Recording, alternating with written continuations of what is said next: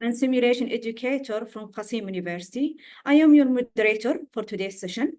We are excited to have you here with us. It's my great pleasure to introduce our speaker, Prof. Mohammed Mouhaoui. He is a professor from Hassan University of Casablanca and also from Morocco University Hospital of Casablanca, and a specialist in anesthesiology and emergency medicine.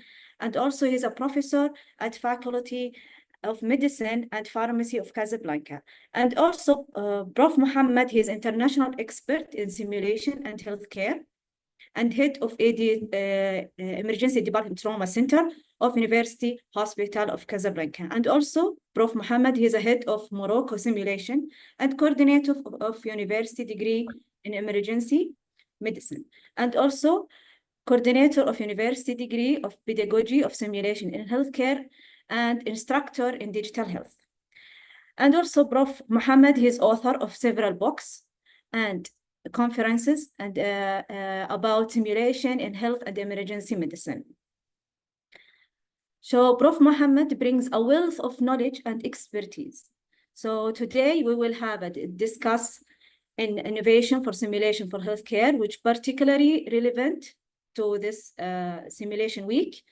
So it will focus on cutting edge technology, such as the artificial intelligence, augmented reality, and virtual reality, and AI transformation, healthcare training. These innovations create immersive experience, enhance realism, and ultimately it will reach for the patient safety and enhance the outcome. Please join me in giving a warm welcome to Prof. Mohammed. The stage is yours. Salamu alaikum. Thank you very much, Professor Al-Karawi Neda. Thank you for this very kind introduction.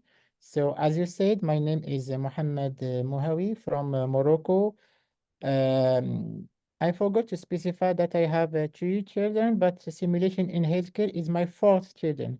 So I love really teaching by simulation. I love everything about innovation in pedagogy, and I love so much teaching my learners, my young students, to support them till arriving to the end stage of their medical courses. So today I will have the honor and the pleasure to give you this second lecture. So yesterday we were discussing the process of accreditation of simulation center, but today we will be talking about innovation in the field of simulation in healthcare. So maybe I will be sharing my slides if you don't mind. Okay. Yes. It's coming for everyone. It's okay. Yes, it's clear. So yeah, it's clear. Okay, so yesterday I was introducing myself, but today I will introduce you my team. I have the big honor and pleasure to work with a young doctor, very motivated, very involved in the work, in the journey days of emergency department. So we did a great and amazing job in our emergency department, and specifically in the newest emergency department that we call emergency department and trauma center. So this emergency department is about a huge structure who sees more than 500 to 600 visits per day. So we have an operating room and we have an emergency room with more than 24 boxes, and we are very, very excited and happy to work in it. I'm very grateful to all my team, to them, as they are doctor or nurses or technician simulation. So I'm very grateful to Allah to give me such people in my life. So let's dive into my lecture of today. It's about innovation in simulation for healthcare. So first of all, I would like to be clear about one thing very important. I have no conflict of interest to disclose. So let's begin by this definition, by this introduction. What is simulation? But before this, I would like to specify something very important. When we say the term of innovation, it's not always technology.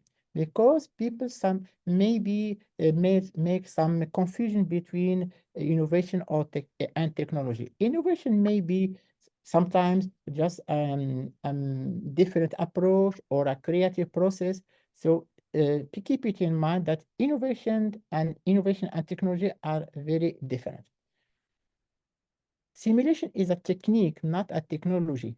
This is a famous phrase that the great professor David Kaba published in his paper in 2004 in a famous paper, and he specified that simulation, rather to talk about technology, rather to talk about having high fidelity mannequins, high procedure, maybe it will be more interesting to talk about the technique aspect, the technique approach of pedagogy using basic learning education. So simulation is a technique, not a technology, and most of time it's used for interactive and often immersive activities that recreate experiences of real-world setting.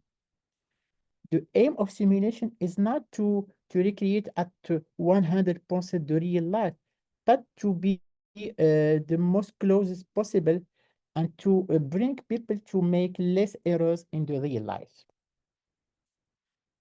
It's very important also to specify that we have not just one, but many modalities of simulation ranging from simple and complex. But we have to say that both simple and complex are useful. It will be depending on how we will be using those modalities rather than the modalities itself. Let's start by some innovation with no technological simulation. The first innovation in the field of pedagogy by simulation is the storytelling. Storytelling is when a clinician tells a story of challenging real cases. It's very important to tell us in the morning meeting and our morning meeting to tell us if there or not a challenging cases regarding our night shift. So when the clinician will be telling a story of challenging real case, the hearer simulates in their head in what would I do if it was in his place. But it's very important after the storytelling, the story can be told by participant, instructor, or both. The second non-technological innovation is the process of what if. So the verbal what if questioning is simulation. What does it mean? It's about a structured conversation about a clinical situation, explicitly asking at various points, what would you do if? It's very important to consider some situation and to ask your learner, to ask the participant, to ask your attendee to your meeting about what would you do if you were in the same position of the doctor having admitted the patient at the first stage. This technique of what if can be supplemented by photos, video, or something low tech, something like the software who are possible to give virtual monitor in our screen. It can be a tablet or just a smartphone or sometimes completely a personal computer. The third non-technological innovation is the technique of role playing. The verbal role playing is also simulation. Participants and sometimes instructors take role differently of clinicians, of patients, or others, and together to do a mini role play. But very important that this role playing must be identified from the scenario. Because the scenario contains a part of the role playing, we have to do a more formal discussion with debriefing. And with debriefing, as you know, as all of you know, with the three stages of debriefing, like reaction, like analysis, and like smile at the end. Some aspect of simulation can be also innovation. Let's talk about the difference between in situ and peri situ. In our university degree, we talk to people just about conventional simulation and in situ simulation. Conventional simulation is the condition is where you use just one simulation in a medical simulation center, and in situ simulation, when you use one simulator in the work of your in the stage of your work. Right now, we add another term. At this term, the new term is peri situ. So I will show you the difference between in situ and peri situ. So in situ from Latin is designed in place. Peri situ, Latin also, near the place. What I mean, when you are running an in situ simulation, that means that you bring the mannequin in the exactly the place of your work. When you are talking about peri situ, you bring your mannequin, but just in a room, a meeting room near the place or where you are working. So sim in near actual patient care areas. So the most important thing regarding in situ and peri situ is it's not evaluating the performance of just one people, but it's about a system problem, looking for what works well in the system, and by this way, and for what hidden problems that we call the latent traces are there. So if we can fix the system problems, it may be fixed for everyone, and maybe no training, no hard training needed after this. It's very important to talk about uh, these aspects, not just training and one people, but you have to train a team, and you have to give a very prob for your system. Very important to pay attention to our latent traits, because if you don't fix the latent trait, you will have error in real lives. Another aspect of innovation is about telesimulation. As you see in this picture, you have a box with people into this box. Who are these people? You have the I, the instructor, the F for facilitator, the S for simulator. So simulator can be mannequins or SP or something like digital simulation. And you have the A. So A in French is apprenant and in English is learner. So it's about conventional simulation. So in which time, when we have to talk about telesimulation? Each time, or one of those people leave the box, in this situation, we have to talk about telesimulation. Let's see some example. In this first example, the instructor is outside the box. In this situation, the learners are outside the box. In this situation, we run a conventional scenario, but we can postpone the debriefing, for example, at the night. And in this situation, everybody is outside the box, and they are connected all together via a platform that where we can show something like virtual monitor, virtual vital criteria, and I will show you some example in the next slides. This picture show you how the instructor may be connected to the team running the scenario via connection. For example, I can, for example, I can run and follow a scenario running in Saudi Arabia directly and live from Morocco, and can also make a debriefing from learners from Arabia Saudi. Those is some example of platform that we can use to conduct and to run some scenario by the mode of tele simulation. This is an example that I did for my learner in Morocco. So I will give you some comments about this picture. So I am here. I'm the instructor. This one is a learner the learner with blind folder. This the student is the second learner. So this one is from Marrakesh in the south of Morocco. This one is from Oujda in the east of Morocco. The third learner is also from Mujda, and this one is playing the role of SP is from Robot, and all those people, it's about more than 100 learners are following the scenario, and at the end of the scenario, at the end of the tele scenario, we mandatory conduct tele debriefing, and we see with a student, and we analyze the performance of students even by tele simulation. And I assure you that those session of telesimulation, students they appreciate them very very well. And every time we have to do it, for example, one per week for our students, and it's the most successful session for our students. Another way of innovation in training is tele ultrasound training. Actually, we started teaching our students in the small area how to perform an ultrasound exam just using tele connection that we call tele ultrasound training.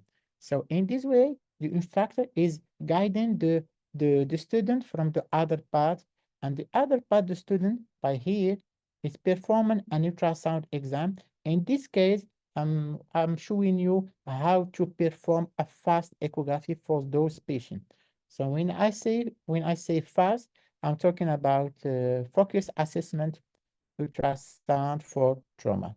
And I assure you, we have conducted a work about this, a research work about this, and we prove that there is no difference between teaching people remotely or teaching people in place. Another way of innovation is the telehealth training. So in Morocco, and specifically in Casablanca, we have created a digital health simulation. This is shown here in French. In French, it's about Unité de Simulation Santé Digitale, which stands in English for Digital Health Simulation Unit, Digital Health Simulation Unit. So we have our box of digital health, and we use SP who will be playing the role of patient, and the learner, a young doctor, is playing the role of doctor, and the doctor will have to examine this patient and give him medication and analyze his lab test, analyze his XR exam, but all this by a remote way. It's very important to use the digital health, specifically in some countries like Morocco, where we don't have a lot of doctor in some areas. One more innovation is gamification.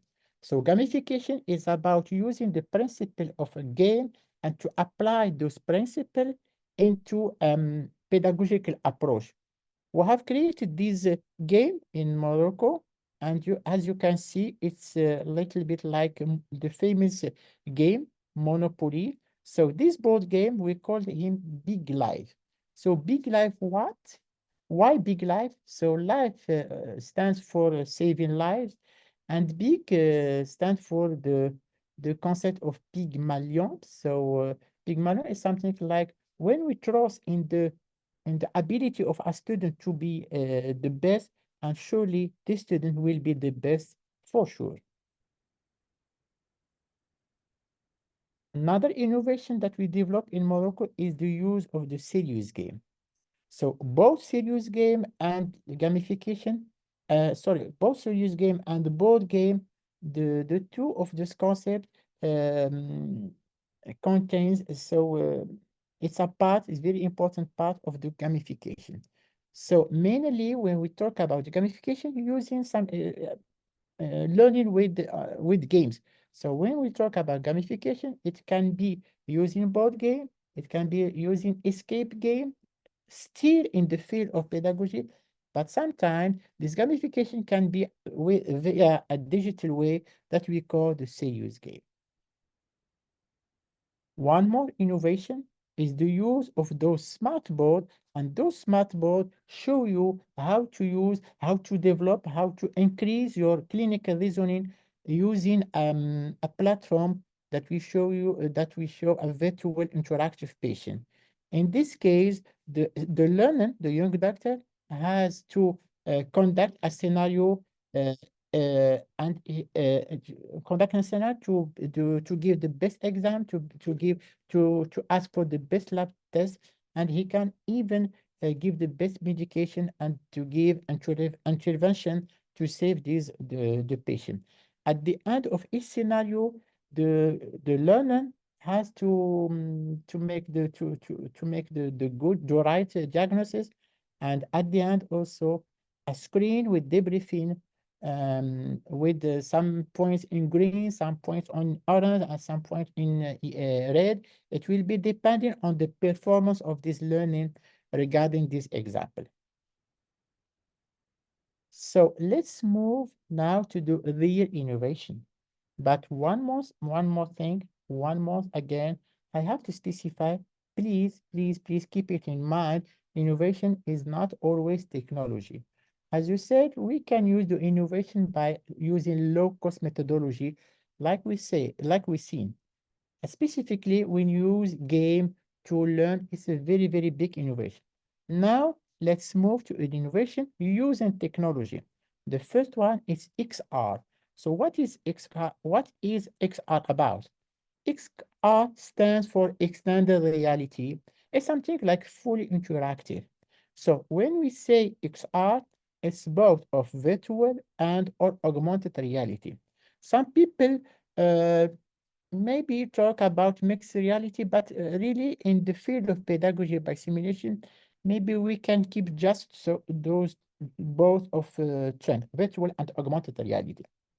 So virtual is when you are completely immersed into a 3D world. Augmented reality, it's when you put the virtual aspect over the reality using some special glasses. So already many early efforts in XR in simulation, both academic and commercial, have already been done. Here's some example of what we are doing for our students, for our learners. In this case, the learners are working into an ambulances and they are ensuring a medical transfer of a patient from a public hospital to the university hospital, as we said in Morocco, level 3 hospitals. What is important to emphasize is for the next few years to a decade, we will see rapid growth, I think more commercial than pedagogical way. So we will see a rapid growth, more providers, changing business models. We will see an evolution of ideas, equipment, software, curricula. Maybe we have to wait for some years to see the real impact of XR into the good output, into the increase of the pedagogic competence of our young doctors. Many XR questions. What can be done better, simpler, or cheaper using XR versus using SP or mannequins? It's a very important question because sometimes we are excited about using XR glasses, but sometimes we are not sure about the importance, about the relevant of the XR regarding some specific scenarios, specifically in the field of emergency department and anesthesiology. The second question, very challenging. How realistic will our system have to be nearly equal or surpass physical simulation and learning, and how about emotional impact for all application and participant population? Now let's talk a little bit about artificial intelligence. So how artificial intelligence via large language models and other types can assist simulation in healthcare. How far in the future to reach this artificial intelligence? We can maybe sometime talk about going toward the static like the holodeck. As you said, now we can create a virtual coworker, a virtual member of family, just by using the technique of a hologram. but many not need to be 100% indexologable from real life. It's very important to think about the full multidisciplinary team simulation using the AI technique in simulation. So artificial intelligence may be very helpful in the field of simulation regarding several aspects. It can help us to write ideas or scripts for critical encounters. AI can be helpful to conduct briefing, debriefing, or assessment, and it can be also transcribing for or explaining speech and videos for of clinician performance. And finally, we can use simulation to test AI system usability. But the real question is, does simulation improve quality safety? If simulation is long-term adoption, if it is comprehensive integrated with integrated models, and if it is about a career long, and finally, if it is evaluated over long horizon. I'm not sure about the answer of this question. Does simulation improve quality of safety? Yes, okay, we love teaching by simulation. Everybody here in this Zoom meeting is interested and excited and motivated to work by simulation. But finally, simulation improve quality, simulation improve the patient safety. Who knows? This question is very difficult to study and to answer, to be honest. And to be honest, also, we may never really know. But anyway, we should pair this with simulation. Because simulation is something of very engaging for your learners. Simulation is about something who create emotion into your learners. Something that we learn with emotion, I ensure you, trust me, you will keep it in mind all your life. So before finishing, I would like to remind you some activity that will be organizing by our Learner Society. Our Learner Society is Morocco theme with our website www.moroccotheme.org, and we are excited to host every people in our upcoming international conference that we call HTIC. HTIC stands for Healthcare Training and Innovation Conference, and the upcoming event will be the fourth one, and it will be located in the city of Oujda. And I assure you it will be a very, very amazing edition. In the last April 2024, I have the big opportunity to make to make real the dream of my life, to meet the great Professor David Gaba. So I made a very long trip, Casablanca to Paris, to Boston, to San Francisco, and finally to Palo Alto, just to have 1 week with the big David Gaba. And he told me, he teach me a lot of things. I have the great pleasure to be with him over 1 week. But the most important thing I have learned from him is to stay humble. Very important.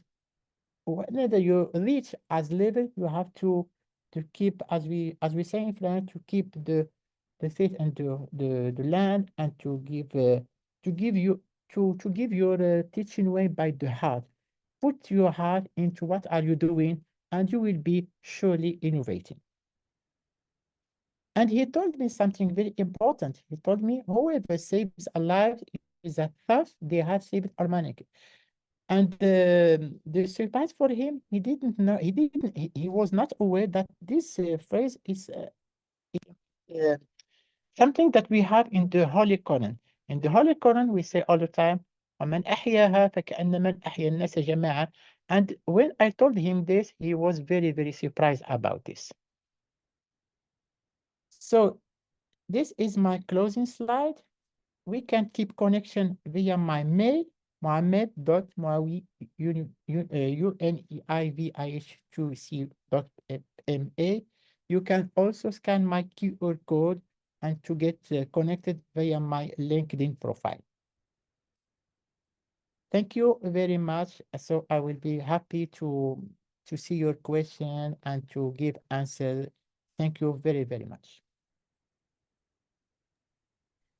Thank you, Prof. Mohammed, for a very impressive lecture, actually, particularly when you emphasize on how to differentiate between non-technical and technical simulation, and particularly when the word innovation and how the learner and those people who are interested in simulation, the first things come in their mind, the technology, when they read the word innovation.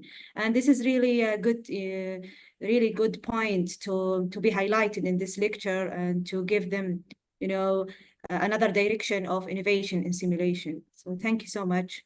And now it's time for a question. If anybody have a question from the attendees.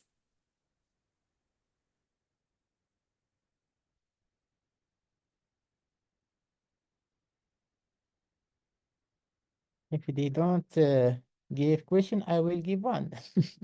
Assalamu Okay. alaikum. Can I ask a question? Yeah, of Yes. course, for sure.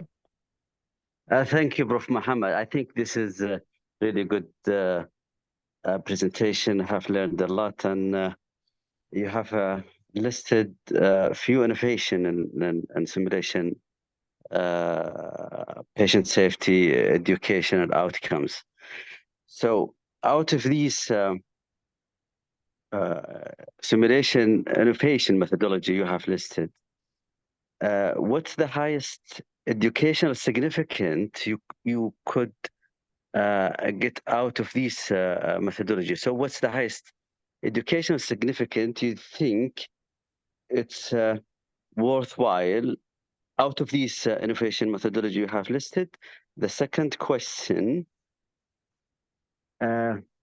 in the last slide you said we are not sure that if the simulation will impact the patient safety. So if it does not impact the patient safety, why we should carry on doing simulation? The second part of the question is there any educational significance if there is no patient safety? Thank you. Thank you, Mr. Mansour. That's right. Mansour Al-Asmari. That's right. Yes. So, Mr. Professor Mansour, so thank you for your two questions. So for the first question, it will be difficult to give you a clear answer. We cannot specify one methodology to and design it like the highest significance for medical education. And my answer will be something like political. I would say that maybe we have to make a mix of different methodology of medical education.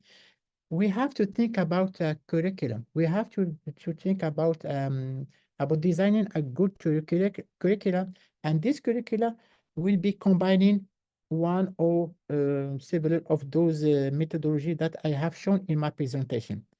But at my own level, I love a little bit more the learning and teaching my students using the game. I love really the gamification because gamification is something very engaging for people, very interactive, and people they are staying near to you, and for in the mind of your student, when the professor, when the instructor is staying near to them, playing with them, and playing with them, but staying very serious in their mind, creating a lot of emotion, and I assure you, do it one time, and you will see the impact in their improvement regarding medical education. So the second question is very hard to answer to this question. We are not sure. So maybe, okay, we have some scientific paper that they shown increase the outcome of patients when they are managed with doctor who have medical simulation in their course, in their curriculum. But why do we have to stay in simulation anyway? We are not sure, but we have the impression that medical simulation, with medical simulation, we something I would like. We work more on over the non-technical aspect. As you say, simulation, we can learn technical skills and non-technical skills. And I assure you, my young doctors are very good now in team working. They have more soft skills. They work better into a team. And maybe in the upcoming years, we may maybe show and prove the importance of simulation on the patient safety. To be honest, we don't have a lot of people like regarding this, because to prove the impact of medical simulation, we have to deal with the four level of the scale of Kirkpatrick. As you know, the first level is satisfaction. The second level is just knowledge. The third level is about competencies. And the fourth level is very important, is to be able to prove the impact of medical simulation on the health, over the health of the community. So who knows, maybe in the upcoming years, we will prove it certainly.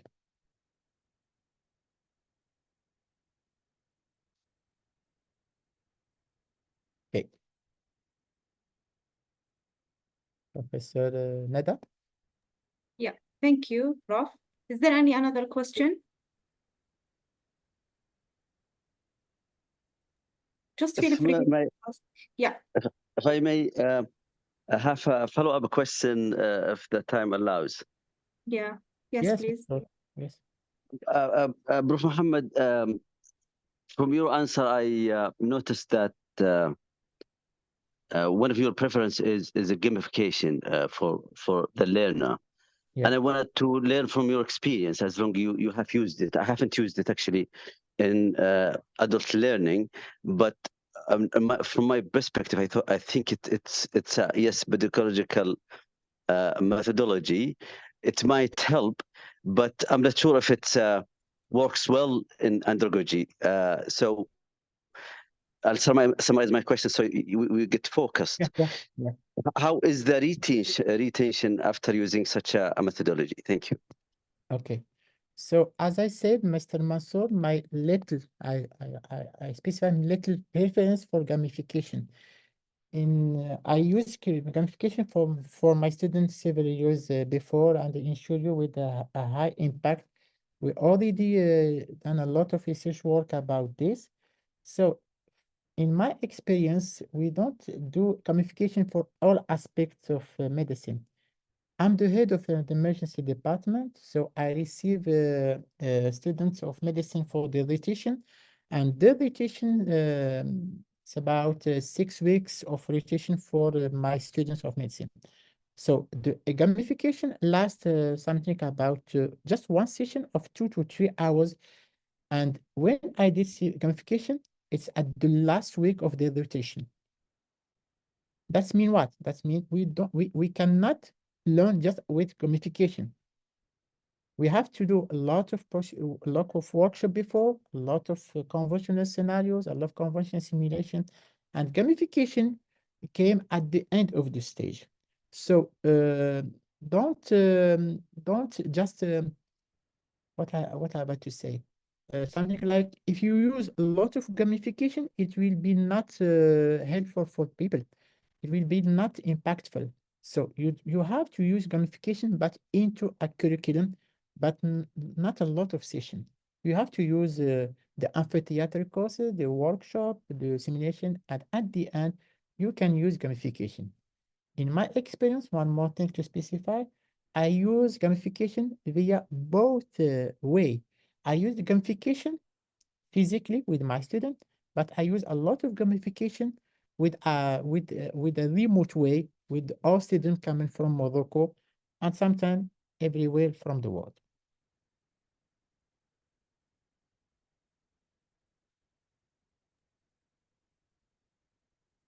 Thank you, Prof. Mohammed, for all this We Um, will, yes. Sada, Mansour, are you still here?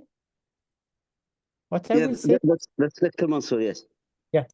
What I will do, if you can send you your contact, your mail for my next tele-gamification, I will invite you that you will see how we deal with my students to be more clear. Brilliant, brilliant. Thanks for the invitation.